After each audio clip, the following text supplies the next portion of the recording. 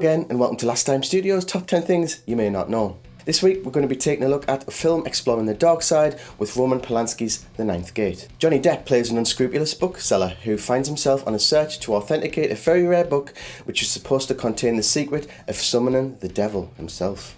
The atmosphere of this film is intense. If you haven't seen it already, go check it out. So let's get started with number 10. Number 10, controversy. So let's get this one out of the way, right out of the gate. All of the New York City sequences were actually shot in Paris. Yeah, that's right, Paris. This was because Roman Polanski couldn't set foot in America due to his wanted status. That's enough really said about that. But if you're determined to know, do a quick Google search, but be warned, it doesn't make for comfortable reading. All exterior locations were redressed with American-related details. The skyscraper you see at the opening, along with Balkan's office, were translite materials taken from Manhattan. Wow, and now that's out of the way. Number 9, pay cut. Johnny Depp took a substantial pay cut from his usual $10 million just for the chance to work with director Roman Polanski. Number 8, name meanings. In the movie, Telfer's wife was the one that bought the copy of the book, even though he paid for it. The surname Telfer resembles the German word Teufel, which actually means devil.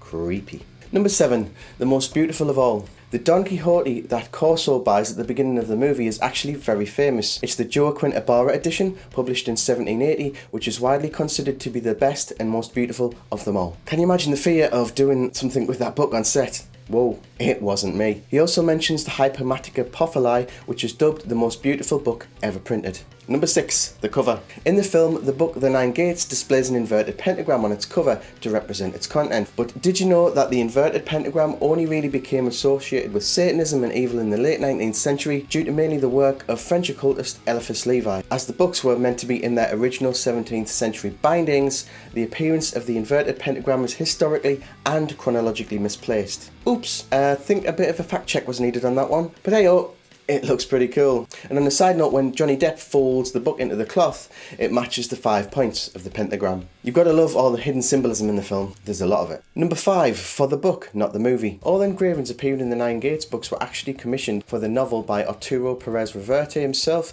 and not the movie at all. Well, all but one exception, the one showing the girl riding the dragon, which was altered to make her look like Emanuel Seigner. Number 4, the girl. Emanuel Seigner, who played the mystery girl, represents the Whore of Babylon from the Bible. If you don't know your Bible, which is fine, not a lot of us do, the Whore of Babylon, or the Red Goddess if you're a gamer, is the spirit of a seductive culture actively engaging in the deception and destruction of God's people. So keep away from her, if you believe in that one. Number 3, the actress that played the role of the mystery girl was actually Polanski's wife, and the little girl that stares at Corso at the airport is Roman Polanski's daughter Morgan. Now a great actress in her own right, you may recognise her as Princess Gisela in the show Vikings. And before our top 2 picks, here are some honourable mentions. The taxi driver that drops Corso off at the airport is Polanski himself, and he was also the one who did the voice for Pedro, one of the Senza twins, who were both played by the same actor. The movie had a different name to its source novel, The Club Dumas. The cigarettes that Leona smokes are called Black Devils. Contrary to the beliefs of some die-hard fans, The Nine Gates is a fictional book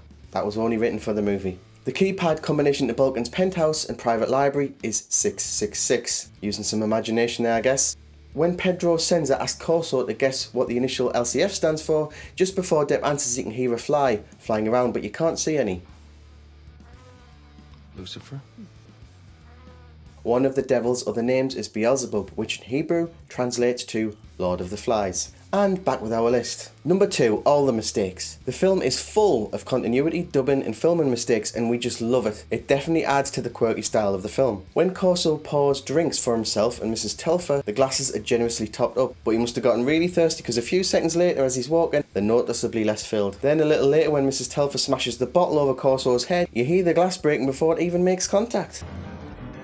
Oh, and also the mark from Mrs. Telfer biting him on the chest just disappears on the next shot. Hilarious. In the beginning portion of the movie, when Corso's in the library, he turns to his left and you can clearly see the mic cord under his shirt. And when Corso meets Balkan for the first time, you can clearly see a crew member's reflection in the window. Anytime we see the mystery girl floating down to save the day, as she does because she's cool, you can clearly see the wires supporting her. The sign outside Balkan's lecture has a typo in it. It says literature instead of literature. Yes, that's literature with 3 T's. Nice one, guys. I could go on, but there's so many that this video would probably end up as long as the film. So let's cut it short there. And floating in at the number 1 spot, with wires, eerie and awful coincidences. This one is at least PG, so be warned.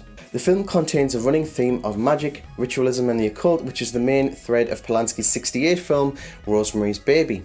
Then the very next year from the film's release in 1969, Sharon Tate, Polanski's wife at the time, in real life along with 3 other friends, were murdered in the apartment by members of Charles Manson's group. The real life murders had some ritualistic aspects too. You'll notice that in The Ninth Gate, which was released 30 years later in 1999, that the mystery girl reads a book, How to Make Friends and Influence People, which was a tome used by Charles Manson, who orchestrated the tragic killing. So that's it for this week, guys. If you're fans of horror and the macabre, I certainly am, give us a shout, we'll do some more. I'll see you next time. Please like and subscribe.